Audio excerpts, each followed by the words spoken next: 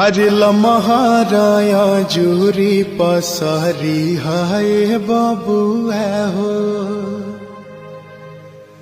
लमहर कुल परिवार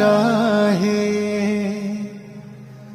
लमहर बाटे तहरा पापा जी के नैया हो लमहर कुल खानदान है अरे लमहराया जूरी पसरी हाय बबुआ हो लमहर कुल परिवार